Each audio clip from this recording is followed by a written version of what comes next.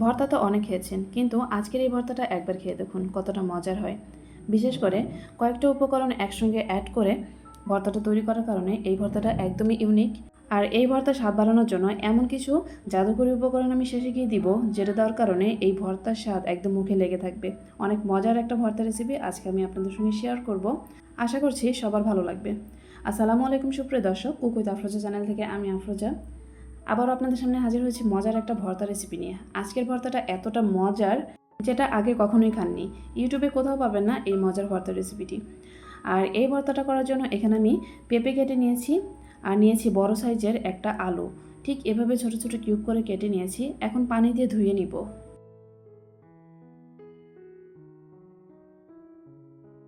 পানি দিয়ে ধুয়ে সরাসরি আমি একটা প্যানে নিয়ে নিচ্ছি।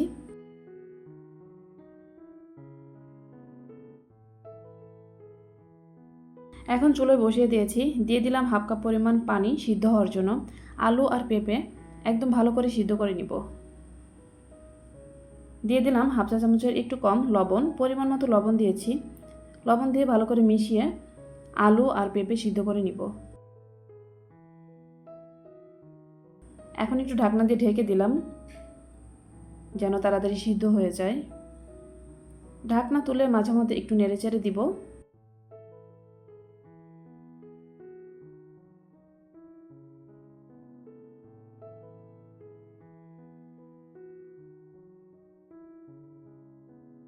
এদিকে আলু আর পেঁপে সিদ্ধ হতে হতে কিছু উপকরণ গুছিয়ে নিব। আর এখানে নিয়েছি চিংড়ি মাছের শুটকি, ছোট চিংড়ি মাছের শুটকি নিয়েছি। এই ভর্তাটা করতে আমার এই শুটকি মাছ লাগবে। এখন এই চিংড়ি মাছের শুটকি ভালো করে ধুয়ে পরিষ্কার করে নিব।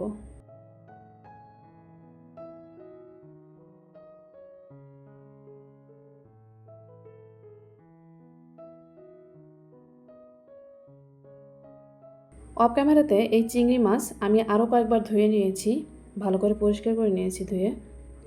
আর এদিকে পেঁপে আর আলু যে সিদ্ধতে বসিয়ে দিয়েছিলাম সেটার পানি কিন্তু শুকিয়ে গেছে। পানি শুকিয়ে গেছে এবং সিদ্ধও ভালো করে হয়ে গেছে। এখন একটা বাটনাতে নিয়ে নিচ্ছি।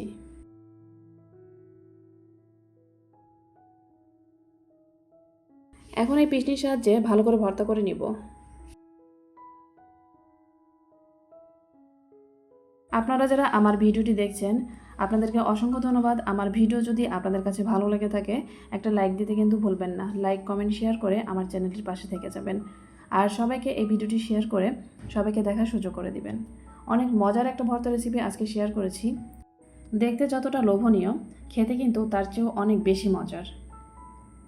এদিকে কথা বলতে বলতে আলু আর পেঁপে একদম ভালো করে ম্যাশ করে নিয়েছি। এখন এটা সাইডে রেখে চুলোয় একটি প্যান বসিয়ে দিয়েছি। তাতে দিয়ে দিলাম সরিষার তেল। এখানে আমি 1 টেবিল চামচের মতো সরিষার তেল দিয়েছি। এখন এই তেল ভালো করে গরম করে নিব। তেল যখন কিছুটা গরম হয়ে আসবে তখন এর মধ্যে দিয়ে দিলাম চিংড়ি মাছ। যে চিংড়ি মাছ আমি আগেই ধুয়ে পরিষ্কার করে রেখেছিলাম সেটা দিয়ে দিলাম। এখন একটু নেড়ে চেড়ে এই চিংড়ি মাছ এই তেলের মধ্যে ভেজে নিব।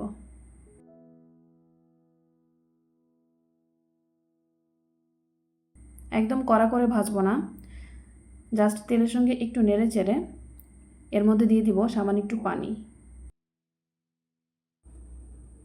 এখন এর মধ্যে দিয়ে দিব সামান্য একটু লবণ। এখানে 1 চিমটি পরিমাণ লবণ দিয়েছি। আর দিয়ে দিব 1 চিমটি পরিমাণ হলুদের গুঁড়া। এখন লবণ আর হলুদের গুঁড়া দিয়ে এই চিংড়ি মাছ ভালো করে নেড়েচেড়ে মিশিয়ে নিব।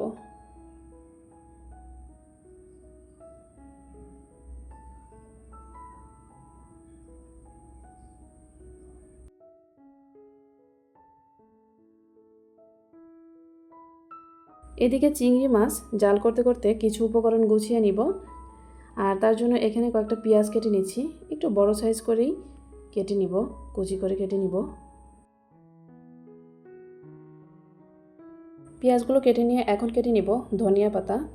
ধনিয়া পাতাগুলো কুচি করে কেটে নিব।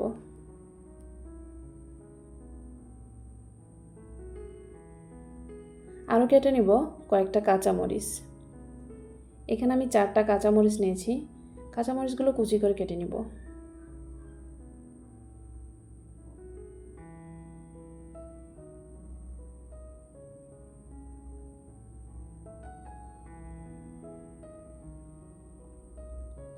এদিকে চিংড়ি মাছের পানিও কিন্তু জাল করতে করতে শুকিয়ে গেছে। এখন একটু ভালো করে নেড়ে চেড়ে এই চিংড়ি মাছগুলো নামিয়ে নিব।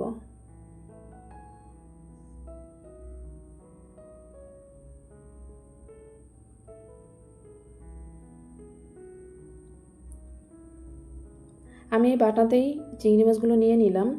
এখন পিশনির সাহায্যে এই চিংড়ি মাছগুলো ভর্তা করে নিব। খুব সহজেই ভর্তা হয়ে যাবে। আপনারা চাইলে এই ভর্তাটা শিলপাটাতেও করতে পারেন।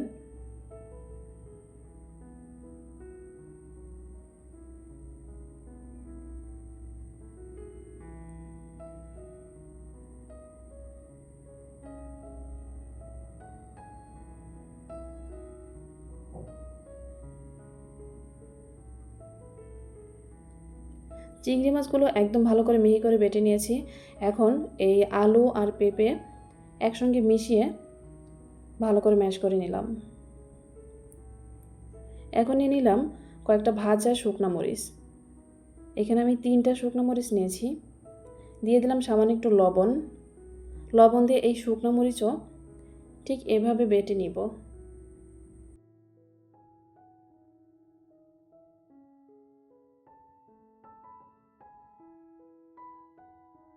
মরিচও বেটে নেওয়া হয়ে গেছে। এখন সব কিছু ভালো করে মিশিয়ে নিয়েছি। ভালো করে ভর্তা করা হয়ে গেছে। এখন এটা সাইডে রেখে চুলে একটি প্যান বসিয়ে দিব আর তাতে দিয়ে দিব সরিষার তেল। এখানে প্রায় 2 থেকে 1.5 টেবিল চামচের মতো সরিষার তেল দিয়েছি আর দিয়ে দিলাম কাঁচামরিচ কুচি আর পেঁয়াজ কুচি।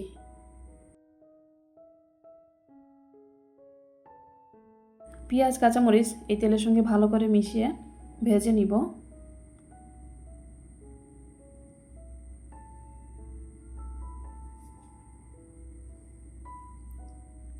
এখন দিয়ে দিলাম ধনিয়া পাতা কুচি।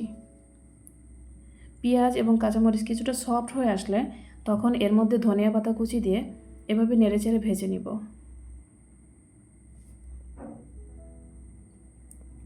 এখন দিয়ে দিলাম 1 চিমটি পরিমাণ হলুদের গুঁড়া।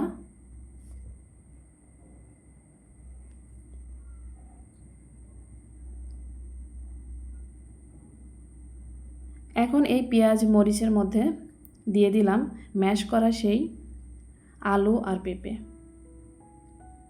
এখন সব কিছু ভালো করে মিশিয়ে ভর্তা করে নিব আর সবশেষে গিয়ে দিব সেই জাদুকরী উপকরণ, যেটা না দিলে এর টেস্টটা একদমই ভালো আসবে না।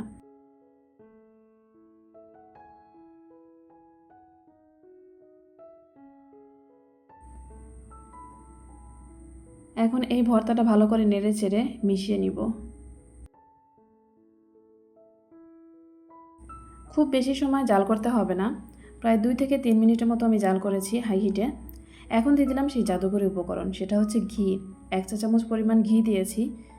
ঠিক নামানোর 1 মিনিট আগে এই ঘি দিয়েছি। ঘি দিয়ে এখন ভালো করে মিশিয়ে নিব। আর এই পর্যায়ে এসে কিন্তু আমি চুলো বন্ধ করে দিয়েছি,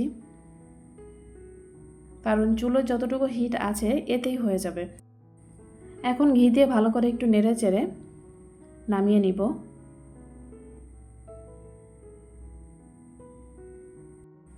এই ভর্তা করা হয়ে গেছে, এখন নামিয়ে নিব। এই ভর্তাটা যে এতটা মজার, যেটা না খেলে বুঝতেই পারবেন না। গরম ভাতে এই ভর্তাটা যদি কেউ খান বুঝতেই পারবেন না আপনি কি দেখাচ্ছেন, আলু ভর্তা দেখাচ্ছেন নাকি পেঁপে ভর্তা দেখাচ্ছেন। এতটা মজার একটা ভর্তা রেসিপি একবার হলেও ট্রাই করে দেখবেন। আশা করছি সবার কাছেই ভালো লাগবে। এখন এই পেঁপে ভর্তা জাস্ট একটু দেখার ভালোর জন্য দিয়ে দিলাম সাইডে কাঁচামরিচ, দিয়ে দিলাম কয়েকটা পেঁয়াজ কুচি আর ধনিয়া পাতা কুচি। এই তো, দেখতে যেমনই হোক খেতে কিন্তু অনেক মজার এই ভর্তাটা। আজকের ভিডিওটি এই পর্যন্তই। সবাই ভালো থাকবেন, সুস্থ থাকবেন। আল্লাহ হাফেজ। আসসালামু আলাইকুম ওয়া রাহমাতুল্লাহ।